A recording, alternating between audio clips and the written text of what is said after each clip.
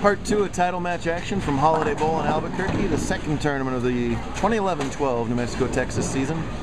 This is Cerra Strickland working on an open. She's in the 7th frame, going up against her cousin, Lacey Shelton. Yeah, there we go. She's only going to watch part 2 of this video. That's a good way to start a tape there. She gets her strike. She trails by 6 pins on the scoreboard, but she's getting 18 pins of handicap, so she still leads by 12. Can jump it up to 22 if she can find a way to catch a double here. That was only her second strike of the match. Bowling on a tough pattern in Survivor format against your friend and cousin with part of the rest of the family watching. Can she dig down deep and get that strike? Yeah, got a chance.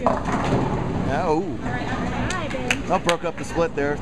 She'd much rather shoot a 10 than a 310. I know I would. I hate 310s.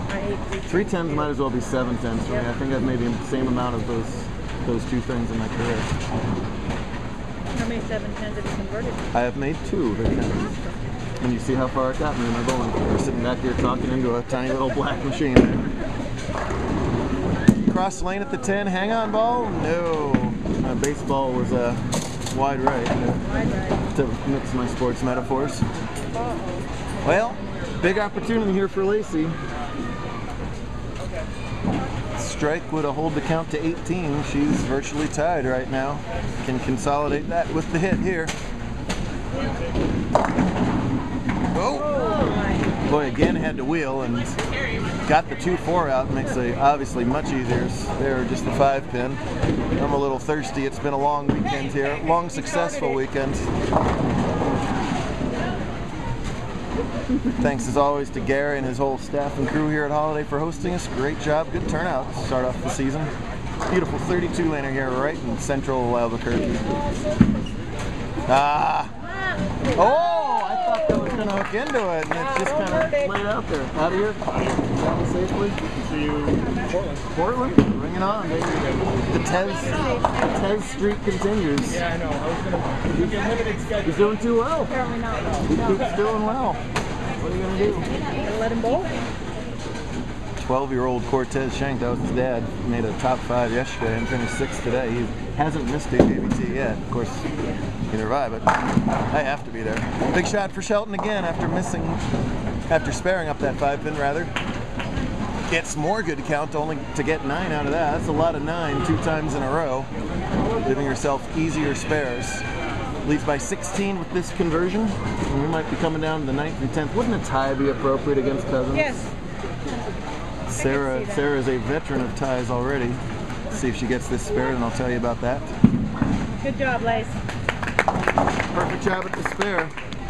Strickland was almost out of this tournament here as she missed a spare in her fill ball and ended up tying the match against Audrey Campbell at 231. They both bowled great that match. That forced a tiebreaker, which Cerra survived, and that's why she's here, not Audra. Speaking of, Audra finished up in 4th. Newcomer John Ellis was 6th, and Stephen Acuff from Arizona rounded out your top 6 in the handicap division. Got that? Hey, there's the Brooklyn. Huge shot from there to hold the count. Strikes are so much easier to work with than spares as far as not losing count, and that could come down to count as she leads by 2 pins. Both bowlers on marks working into the 10th frame. Over in the scratch division, that was Chris Brown walking off in the extreme camera right there. It's him and Dylan Macon in this title match. They're already through 4 frames, and they're just about all even here. Huge, huge shot for Cerra. Got a hook. That also needed to wheel and was not going to happen. Cerra throws the ball pretty straight. But, again, huge that she had that strike working. If that was a spare in the last frame, she would have lost 4 pins a count. There, lost 0 pins a count if she can spare it up. And if she can spare it up, it's really, really important that she get 8 out of the next shot, 8, 9, or 10. That would force Lacey to double rather than just mark. First things first, get this tricky little cluster spare.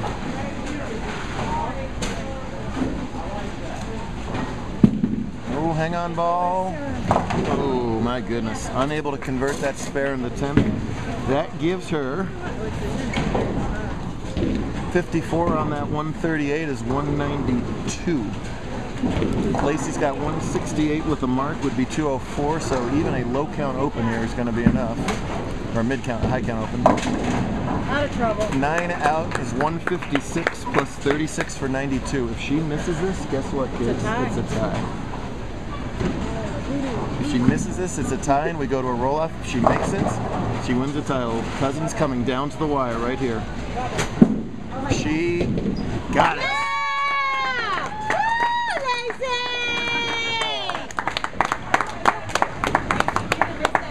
You'd think Cerra won from that big jump, but Cousins are not going to get mad at each other. Not these Cousins, at least. These two are over that.